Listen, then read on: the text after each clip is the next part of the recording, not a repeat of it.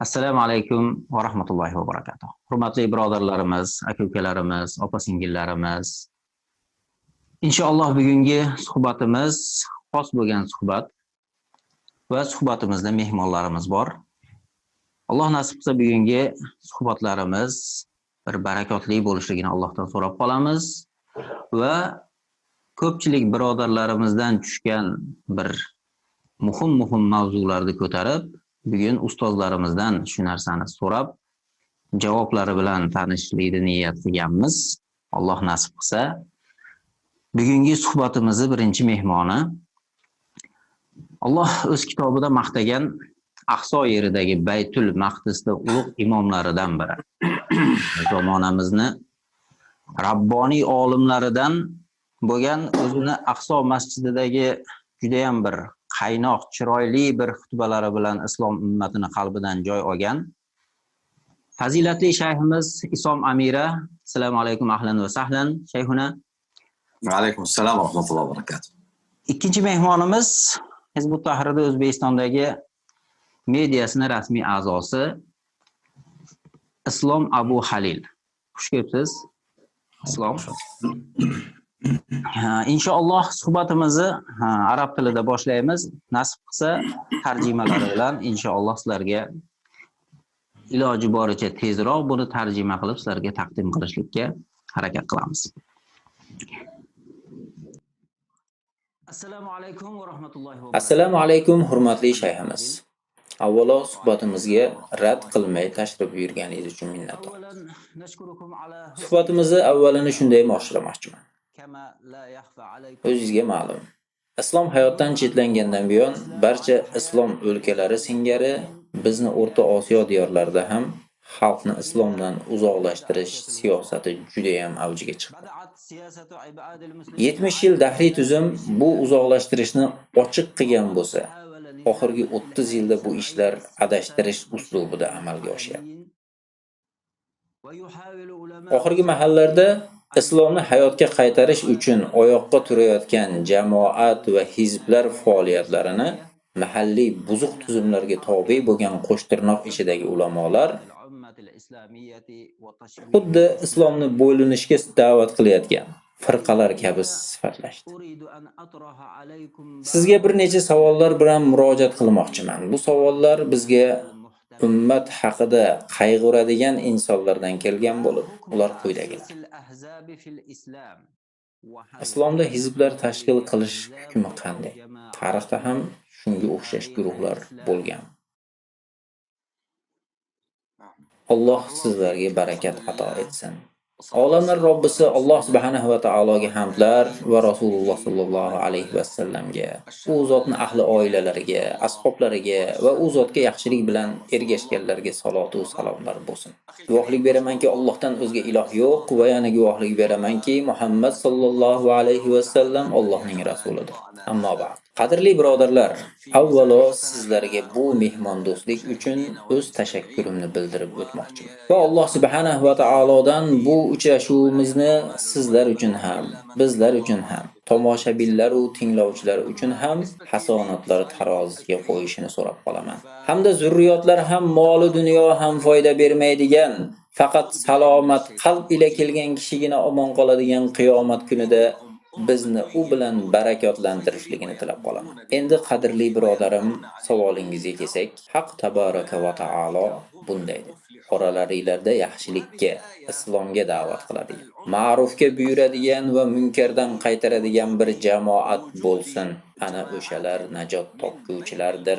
Bu oyat bir jihatdan qiladigan ishi musulmonlar orasida amri ma'ruf va nahiy munkar bo'lgan. Boshqa jihatdan esa yaxshilikka, ya'ni islomga da'vat qiluvchi jamoatlarni mavjud bo'lishiga asos bo'luvchi oyatdir. Islom ummatida bo'lishi vojib bo'lgan bu jamoat yoki jamoatlar butun ommani ma'ruf ishlarga buyurmog'i va yomonliklardan qaytarmog'i lozim.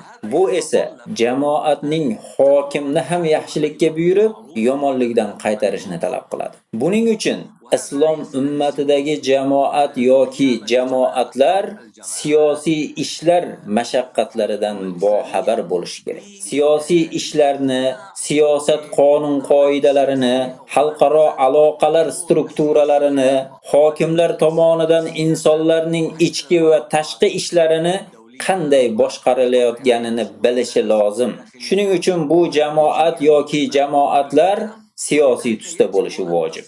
Siyosiy tus esa ishlarni boshqarishdir. Shuning uchun ham tafsir ulamolari bunday jamoatlarning bo'lishi vojib ekanini bayon qilib, ummatda mana shu ikki buyuk va ulug' ish, ya'ni islomga da'vat etish hamda amri ma'ruf va nahi munkar bilan shug'ullanuvchi loaqal bittagina bo'lsa ham jamoat bo'lishi zarur deydilar. Shuning uchun biror asrda ummatda shu ikki ish bilan shug'ullanuvchi jamoat yoki jamoatlar yo'q bo'lib qolsa, hamma gunohkor bo'ladi. Bu bir jihatdan shunday.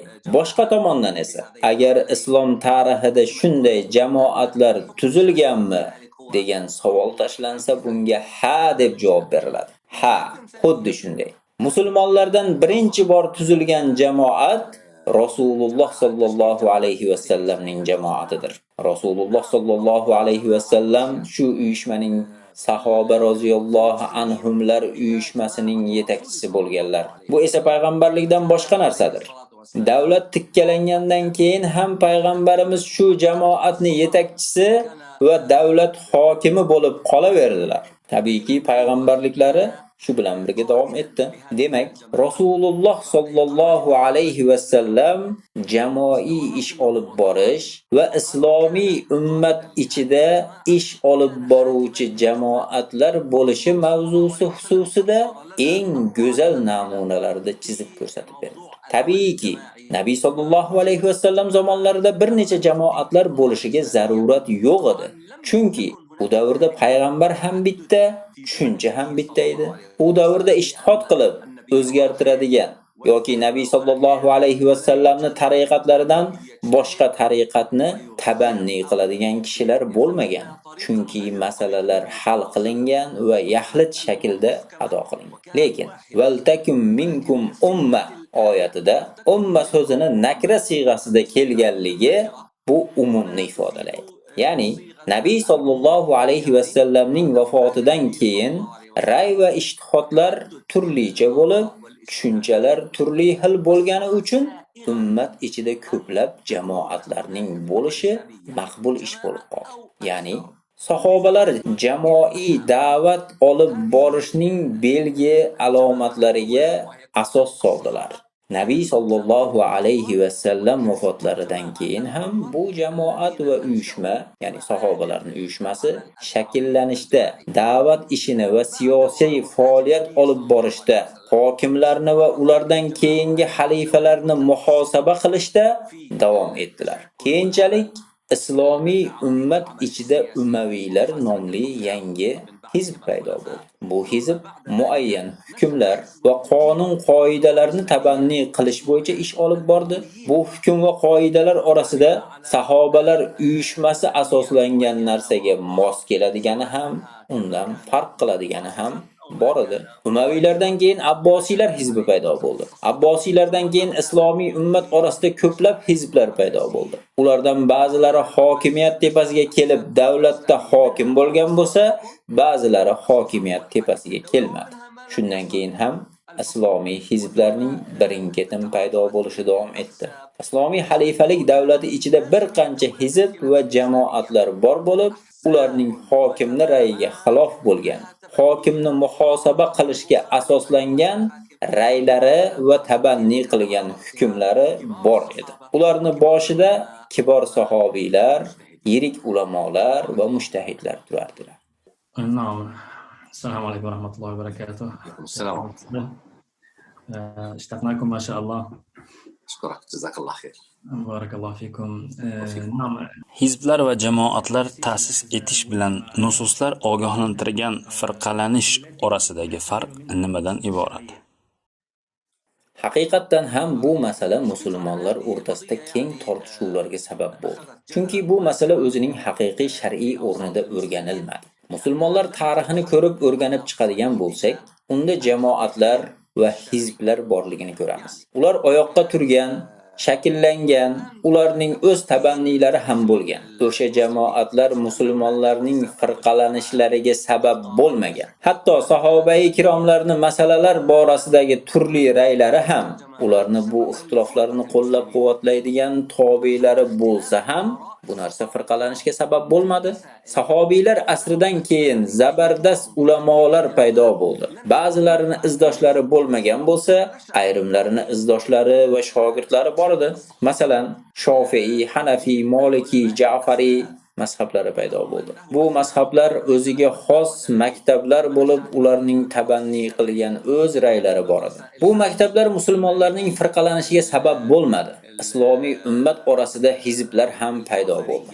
Ular xalifa hizbining rayidan farq qiladigan raylarni tabanni qilgan edi. Ular muhosaba qilish sohasida hokimiyatni muhosabat qilish sohasida siyosiy ish olib borishdi. Bu esa islomiy jamiyatdagi kasallik ko'rinishi emas, aksincha sog'lom ko'rinishidir. Bu hol Usmoniylar xalifaligining oxirgi davrigacha davom etdi. Usmoniylar ham siyosiy hizb bo'lib, ularning o'z raylari va tabanni qilgan hukmlari bor edi. Islomiy xalifalik davlati qulatilganidan keyin g'ayri islomiy hizblar paydo bo'ldi. Ya'ni islom ummat orasida shunday bir jamoatlar, hizblar va partiyalar paydo bo'ldiki, ular da'vat, muhosaba va o'zgarish yasash ishlarida islomni o'zlariga harakat programmasi sifatida qabul qilmadi. Mana shu jamoatlar xalifalikni qulatishga o'z hissasini qo'shdi. Ular musulmonlarni islomiy jamoatlarga shar'iy ergashishdan boshqa tomonga yuborishdi. Ular kofir g'arb yoki xudosiz bo'lgan sharqiy lagerni fikrlarini qabul qilishganini ochiq e'lon qilishdi. Natijada bu jamoatlar va hizblar g'ayri islomiy kuchlar tomonidan qo'llab-quvvatlandi. Bu kuchlar bu jamoat va hizblarni hokimiyat tepasiga olib keldi. Bu hizb va jamoatlar insonlarni Alloh nozil qilmagan narsalar bilan boshqaradigan bo'ldi. Shu yerda bir muammo yuzaga keldi.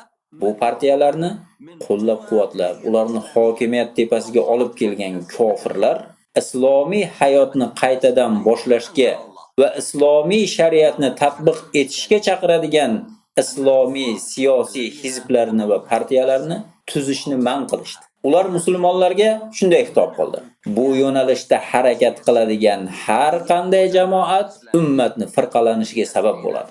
Musulmonlar o'rtasida o'zaro husumat, bir-biridan yuz o'girishni paydo qiladi. Vaholanki ummat islomga asoslanadigan va hokimiyatga kelib shariatni tatbiq etadigan siyosiy hizblarni ish olib borishi asosidagina uyg'onar edi. Kofirlar buni juda yaxshi biladi.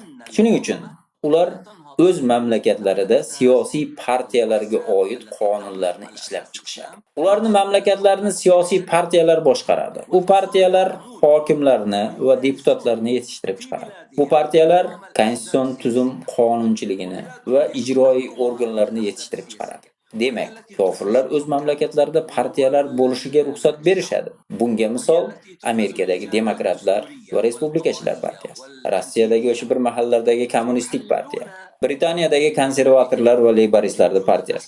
Mana shu tarzda G'arbning barcha mamlakatlari siyosiy hayot, siyosiy ish olib borish va siyosiy partiyalarni tuzishga tayanishadi. Kofirlar buni musulmonlarga man qilishdi. Ular demokratik, masihiy va yahudiy siyosiy partiyalar bor bo'lishiga qaramasdan, islomiy siyosiy partiyalar bo'lishini man qilishdi.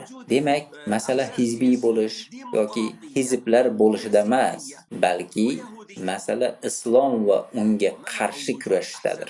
Zero kofirlar islom bu ummatni uyg'otishini, agar Rasululloh sallallohu alayhi va sallam boshchiligidagi sahobalar uyushishi asosida uyushma paydo bo'lsa, bu ummatni uyg'onishini juda ham yaxshi bilishadi. Chunki bu uyushma tub o'zgarish yasab, kofirlar nufuzini tak tomiri bilan sug'urib tashlaydi. islom nufuzini va islomiy shariat nufuzini hayotga qaytaradi. Shuning uchun ular odamlarning orasida islom asosidagi hizblar bo'lishi nomaqbul, g'ayri islomiy asosdagi hizblarning bo'lishi esa maqbuldir degan fikrni yoyishadi. Shuning uchun ular milliy partiyalarda, qabilachilik partiyalarini paydo qilishdi. Masalan, Saudiylar bitta hizb, Hoshimiylar esa yana bitta hizb, Oli Hamadlar bitta hizb, Oli Zaydlar yana bitta hizb. Misrdagi Vatan partiyasi bitta hizb, O'zbekistondagi sobiq diktator Karimovning partiyasi, ya'ni Xalq demokratik partiyasi bitta hizb. Tojikistondagi, Qirg'izistondagi, Jazoirdagi hukmron siyosiy partiyalar ham o'zicha bitta hizb bular ham. Marokashdagi podshohlik partiyasi bo'lmish Arab ozodlik partiyasi ham bitta hizb. Lekin bular islom asosidagi hizblar emas. Bu partiyalar kofirlar uchun maqbuldir. Ammo hizb islom asosida tuziladigan bo'lsa, u xoh siyosiy hizb bo'lsin, yoki da'vatchi hizb bo'lsin, yoki hatto faqat ibodatgagina chaqiradigan hizb bo'lsin, bunday hizblarga kofirlar darhol ummatni tafriqaga soqtashadigan hizblar degan tamg'ani yopishtirishadi. Aslida esa bunday hizblar ummatni uyg'onish sari qadam tashlashidir. Allohning o'zi yordamchimiz bo'lsin. Savol: Shayximiz Rasululloh sallallohu alayhi vasallam ummatim 73 firqaga bo'linadi degan hadisi va firqa haqidagi oyatlar sharhida nima deysiz? Ular noo'rin dalil qilib keltiradigan oyatlardan biri Haq tabaraka va taoloning ushbu qavlidir. Mushriklardan dinlarini bo'lib firqa bo'lib olganlardan bo'lmanglar. Har bir firqa o'z oldilaridagi narsalar bilan xursanddirlar. Rum surasi 31-32-oyat. Ular bu oyatning ma'nosi islomiy hizblarga to'g'ri keladi deyishdi. Aslida esa bu oyatlar kofir hizblarga, millatga yot bo'lgan buzuq aqidalarga to'g'ri keladi. Hatto Qur'oni Karimdagi bu oyatning yana bir qiroati borki, unda faraqu deb kelgan. Uni ma'nosi tark qilganlar demakdir. Ular faqat farraqu degan qiroatnigina olishadi. Ikkinchi qiroatga kelsak, oyatning bu qiroatidan ular dinlarini tark qilishgan degan ma'no ochiq oydin ko'rinib turibdi. Ya'ni dinni va jamoatni tark qilish demakdir. Ana o'shalar islom dinini, islom aqidasini tark qildilar va boshqa dinlarga, boshqa aqidalarga ergashib, islom millatidan chiqib ketishdi. Demak, biz ularga aslo o'xshamaymiz. Islomiy jamoatlar va islomiy mazhablar ularga aslo o'xshamaydi. Bu oyatdan islomiy jamoatlar va mazhablar aslo ko'zda tutilmagan. Endi Huzayfat ibn Yamon roziyallohu anhu rivoyat qilgan Rasululloh sallallohu alayhi va sallamning firqalar haqidagi hadisiga kelsak, u zot sallallohu alayhi va sallam bu hadisda bunday dedilar: Banu Isroil 71 firqaga bo'linib ketdi. Nasroniylar 72 firqaga bo'linib ketdi. Mening ummatim esa 73 firqaga bo'linib ketadi. Bu hadisning to'liq matni esa quyidagicha. Uning rivoyatida ixtilof bor. Ularning hammasi do'zaxda. Faqat bittasigina bundan mustasno dedilar. Kim ular? Ya'ni najot topguvchi firqa kimlar deyilganida payg'ambarimiz sollallohu alayhi va sallam men va ashoblarim asoslangan yo'l dedilar. Aslida bu hadis butunlay noto'g'ri talqin qilinyapti. Chunki hadisda ummatim 73 firqaga bo'linib ketadi deyilar ekan, bu o'sha 73 firqa ummatning ko'pchiligini aks ettiradi degani emas, aksincha o'sha bitta najot topadigan firqa ummatda ko'pchiligini aks ettiradi. Demak, ana shu bitta ko'pchilikdir.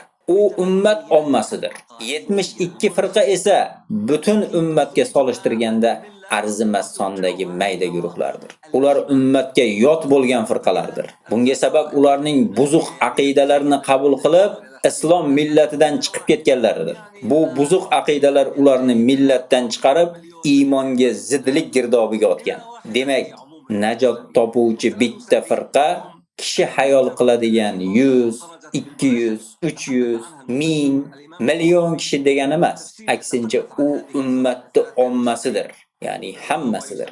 Qolgan 72 esa zalolatga ketib millatdan chiqib ketdi. Mufassirlar shu firqalar haqida so'z yuritganlari, darvoqe Imom Qurtubiy ham o'zining tafsirida 72 firqa haqida so'z yuritib, ularni azoriqalar, jabriylar, jahmiylar deb nomlab ana shu firqalarni belgilab berdi. Bu haqda Ibn Hazm bilan Shahristonining Al-Fisal fi Milal val Mihal nomli kitobi bor. Abdul Qodir ibn Tohir Bag'dodiyning Al-Farqu baynal Firaq nomli kitobi ham bor. U islom ummati ichida paydo bo'lgan 300 dan ortiq firqani aytib o'tgan. Ular aqidasi buzuq firqalardir. Bu hadisdagi firqalardan esa dinlarini tark qilgan, dindan yuz o'girgan firqalar ko'zda tutiladi. Mana hozirgi zamonamizda esa dindan yuz o'girgan firqalar hokimlarning firqalari va Alloh nozil qilmagan narsa bilan hukm yuritayotgan partiyalardir. Ana o'shalar jahannam eshiklariga chorlayapti. Kim ularni chaqirig'ini qabul qilsa, unga uloqtirishadi. Shuning uchun Rasululloh sallallohu alayhi va sallam Huzayfa roziyallohu anhu ga bunday dedilar: "Ey Huzayfa, sening daraxtni ildizini mahkam tishlagan holda o'lmog'ing ana shu firqalardan birortasiga ergashib ketishligingdan ko'ra yaxshiroqdir." Ularga ergashishning ma'nosi islomni tark qilish va Alloh nozil qilgan narsa bilan hukm yuritishni tark qilishdir. Demak, bu hadis Hizbut Tahrirga ham, Ihvonul Musliminga ham, Jamoat Tabliqqa ham, islomiy jamoatlar, sufiylarga ham, islomiy hizblar va jamoatlarning hech qaysinisiga to'g'ri kelmaydi. Chunki ularning barchasi islomga asoslangandir. Demak, hadisdan maqsad islom asosiga qurilmagan firqalardir. Allohu a'lam. Shu mavzuga aloqador yana bir savol bor. Hizb va jamoatlarga nom berishning hukmi nima? Chunki bizning yurtlarimizda adashtiruvchilarning ko'pchiligi bizga nega hizbingizni Alloh atamagan ism bilan ataysizlar? Vaholanki Alloh bizni musulmonlar deb atadi. Chunki Alloh taolo aytadiki: "Huva sammaykumul muslimin", ya'ni Alloh sizlarni musulmonlar deb atadi. Va yana Alloh Qur'onda aytadiki: "Va man ahsanu qawlan mimman da'a ila Allohi va amila solihan va qala innani minal muslimin." Allohga da'vat qilgan, solih amallarni qilgan va albatta men musulmonlardanman degan kishidan ham go'zal so'zli kim bor, dedi. Shunday ekan, siz nega hizbingizni Alloh atamagan ism bilan ataysizlar, deb bot-bot aytaverishadi. Bu haqda nima deysiz? Alloh sizga barakat ato etsin. Ey birodar, meni ismim, sizni ismingiz, admin birodarimizni va bu yerda bizga yuzlanib turgan kishilardan hech birini ismlari Qur'oni Karimda vorid bo'lgan emas. Masalan, Qur'onda Abu Halil degan ism yoki Abu Abdulloh degan ism kelmagan. Qadrli birodarim, ismlar va atamalar mubohdir. Aytaylik, siz Alloh subhanahu va taoloni oralaringizda islomga da'vat qiladigan, ma'rufga buyuradigan va munkardan qaytaradigan bir jamoat bo'lsin, ana o'shalar najot topguvchilardir degan qavliga amal qilib jamoat tuzdingiz. Siz o'sha najot topuvchilardan bo'lishni istayapsiz. Siz shunday jamoat tuzish haqida uzoq o'yladingiz. Qarshingizda esa, masalan, ribo banklari bilan juda katta muammolar bor. Ribo esa o'zingizga ma'lum bo'lganidek harom ish. Zero bu Alloh va payg'ambari tomonidan bo'ladigan urush demakdir. Shundaymi? Siz ribo jamiyatidagi bir xunuk jinoyat, shuning uchun men riboga qarshi kurashuvchi bir hizb yoki jamoat tuzmoqchiman dedingiz. Vallohi bu juda yaxshi fikr. Shundaymi? Banklar esa riboxo'rlar hizbidir. Siz shu riboga qarshi kurashuvchi bir hizb tuzmoqchisiz. Qur'oni Karimda esa riboga qarshi kurashuvchilar hizbi degan nom yo'q. Balki riboga qarshi kurashuv, riboga qarshi urush ochish, riboga qarshi kurashuvchilar, riboga qarshi kurashuvchilar degan nomlarni siz paydo qilyapsiz.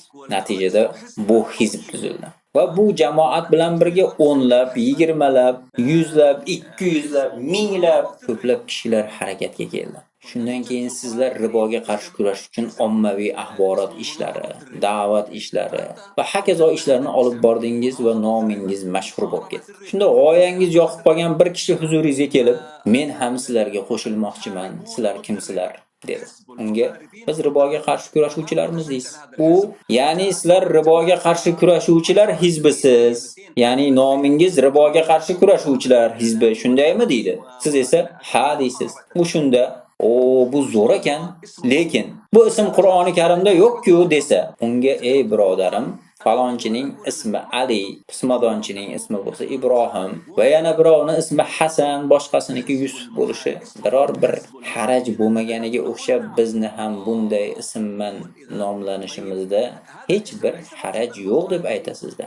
Bunday ismlar bilan atalishda hech bir harajlik yo'q. Aksincha, butun haraj, ya'ni gunoh islom asosida bo'lmagan hizblar va jamoatlarning nomlashlaridir. Ya'ni siz menga masalan Saudiya deb atalishiga, Saudlarning hizbi degan nomning joizligiga Qur'oni Karimdan biror dalil keltirib ko'ringchi. Men Utaybiy xonadonidan bo'lgan bir badaviydan siz kimsiz deb so'raganimda, u men Saudiyman dedi. Chunki u Saudiyada yashaydi. Men, mashalloh, demak siz podshoh oilasidan ekansiz-da desam, u yo'q, men Utaybiyman, Utayba qabilasidanman dedi. Men unga, nimaga unda o'zingizni Oli Saudga mansub deb bilasiz? dedim. Shunda u boshiga bir urib, Allohu akbar. Bu kallamga kelmagan ekan. Bu haqida birinchi marta o'ylanib qoldim dedi. Yana masalan, Qatar davlati degan nom, Yardan davlati degan nom Qur'oni Karimni qayerida kelgan? Qayerida kelgan? Islom davlati yoki islom xalifaligi degan nom esa musulmonlarda bor. Buni musulmonlar tan olgan, lekin anavi davlatchalar yo'q. Qanday qilib bu ismlarni qo'yishib olgan? Biron kishidan kimsiz deb so'rasangiz, men Jazoirliman, men Tunisliman, men O'zbekistonliman, men Qirg'izistonliman deb javob beradi. Mana shu ismlar biz rad qilishimiz kerak bo'lgan ismlar. Chunki ular islom shariatiga xilof keladi. Ularda Alloh izn bermagan, harom bo'lgan uyushlik mazmuni bor. Lekin Alloh subhanahu va taolo o'zingizni riboga qarshi kurashuvchilar hizbi, Hizbut Tahrir, ya'ni bandalar va yurtlarni ozod qilish hizbi, Ihvon hizbi, ya'ni birodarlik jamoati, Hizbut Da'va, ya'ni Allohga da'vat qiluvchilar hizbi, Tabligh jamoati deb atashingizni man qilmaydi. O'zingizni xohlagan ism bilan atashingiz mumkin. Zero bu ismlar mubohdir. Chunki ularning nomlari islomiy mazmundadir. Harom bo'lgan hizb va harom bo'lgan atamalar esa g'ayri islomiy manbalardan olingan atamalardir. Ular millatchilik, vatanparastlik, manfaatparastlik, riboxo'rlik va hokazo mazmundagi atamalardir.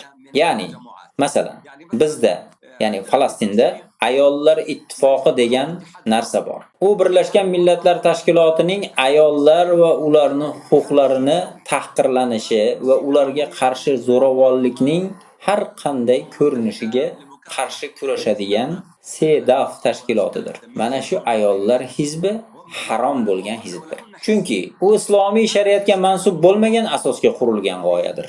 Aksincha, u kofir g'arb tomonidan eksport qilingan bo'lib, bu tashkilot jamiyatni bulg'ash, ayolni, xonadonlarni, oilalarni buzish bo'yicha iflos ishlarini amalga oshirishadi.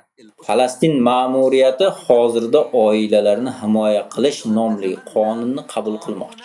Bu qonun ayollar hizblari qabul qilgan o'sha SEDAF tashkilotini asosida qurilgan. Demak, shu yo'nalish va atamalar noto'g'ri, xatarli va haromdir. Ammo islomiy yo'nalish va atamalar muboh, balki ko'p hollarda vojib hamdir.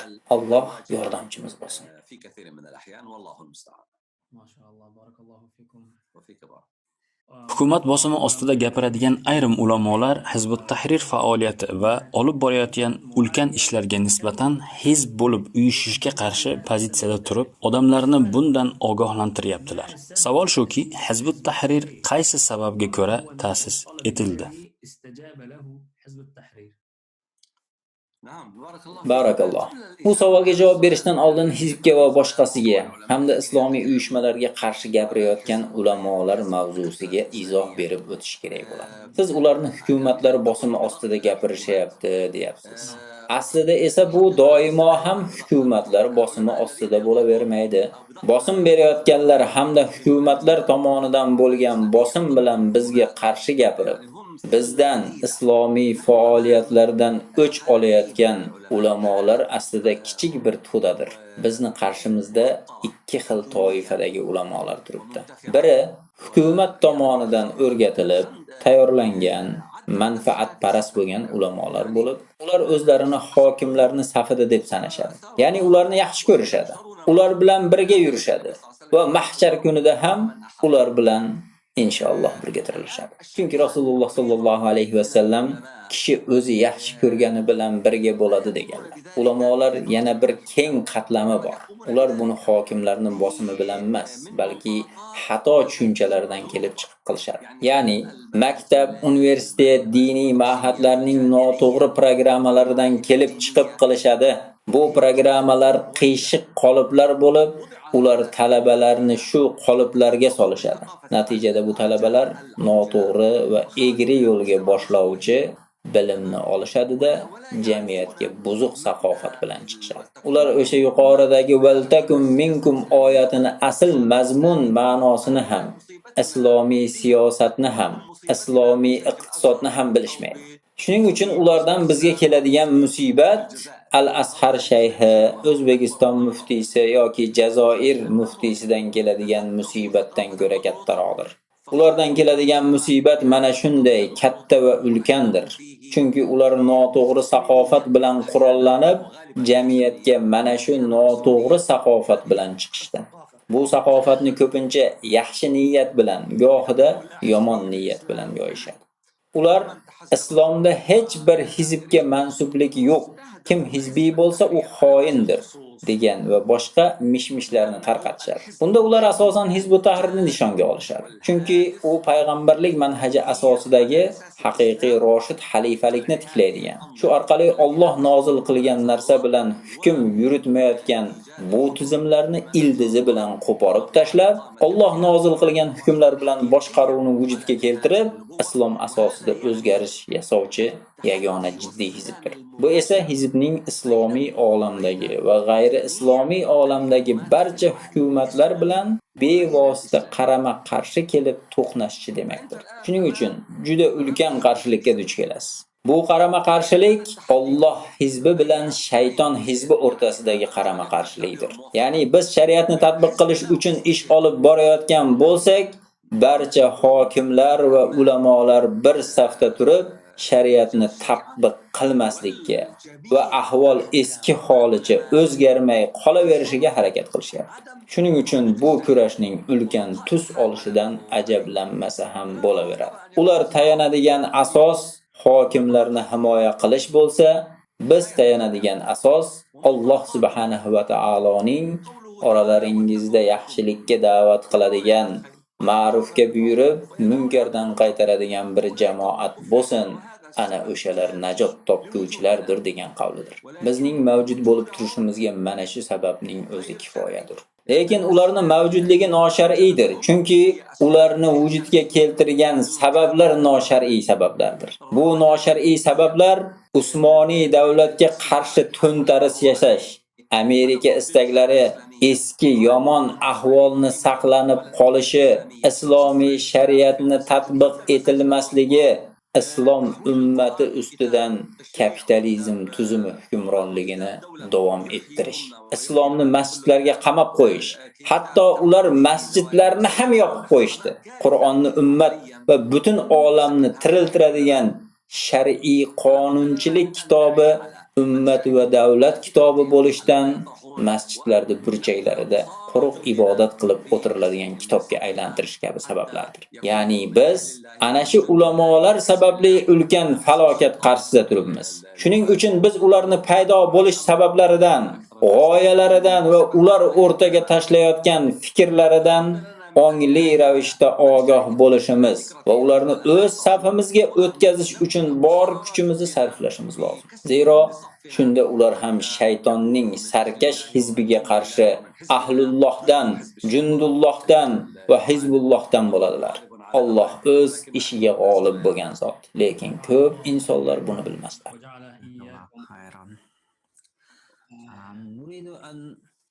Bizga hizb faoliyati tarixi va amrlari haqida qisqacha so'zlab bersangiz. نعم الحمد لله. Alhamdulillah. Hizbut Tahrir aytib o'tganimizdek 1953-yili fikriy mahsul sifatida paydo bo'ldi. Buning uchun muassis shayx va unga tengdosh bo'lgan ulamolar tomonidan qariyb uzoq 10 yil davomida mehnat mashaqqatlar sarflandi va nihoyat 1953-yili fikrat billurdek tiniqlashgach, bu ulamolar Masjidul Aqsoda to'planishdi. Hizb o'sha yerda boshlandi.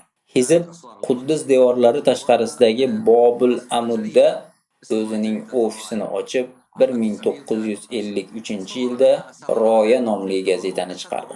Gazetaning 7 ta soni chiqqanidan keyin o'sha davrda Iordaniya bilan g'arbiy qirg'oqda hukmron bo'lgan inglizlar xavfni sezib qolishgach, gazeta nashri to'xtatilib, ofis ham yopib qo'yildi. Chunki inglizlar hizb faoliyatini sezib qolishgandan keyin gazeta nashrini to'xtatib qo'yishdi va ofisni ham yopib qo'yishdi. Binobarin bu hizb noqonuniydir deb e'lon qilishdi. O'sha paytda Anthony Glob Iordaniya armiyasi qo'mondoni edi. U britaniyalik bo'lib, arab tilini yaxshi bilardi. U hizb o'rtaga tashlayotgan fikrlar xatarini bilgach, 1954-yilda Vaz va Irshod nomli qonun chiqarib, yoshlarning masjidlarda dars olishini man qildi va darslarni vaqflarga cheklab qo'ydi. Endi muassis Shayx Taqiyuddin Nabhoniy haqida aytadigan bo'lsak, u Azharni bitirib xalqaro doktorlik diplomini olgan ulug' olimdir. U mushtahid edi. U hizb asoslangan qoidalar bo'lmish usuli fiqhni ishlab chiqdi.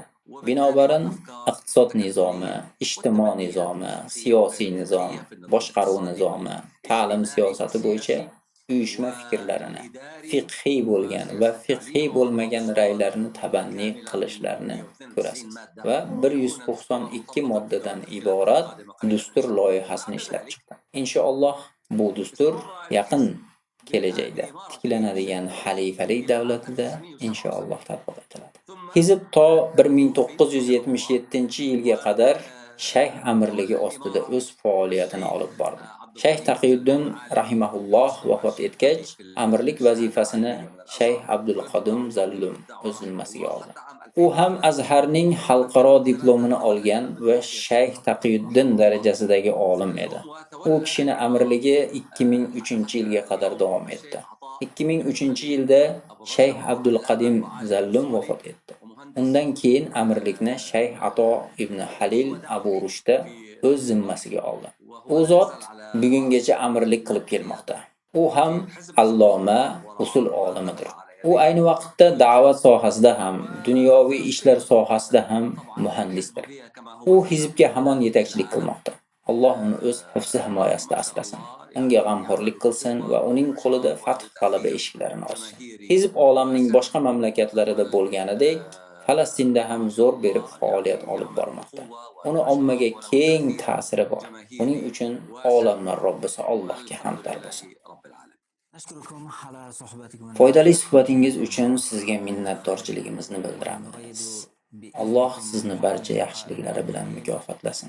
Ruxsatingiz bilan bu go'zal muloqotimizni islomiy ummatimiz haqqiga qilinadigan go'zal duo bilan yakunlasak, marhamat qiling.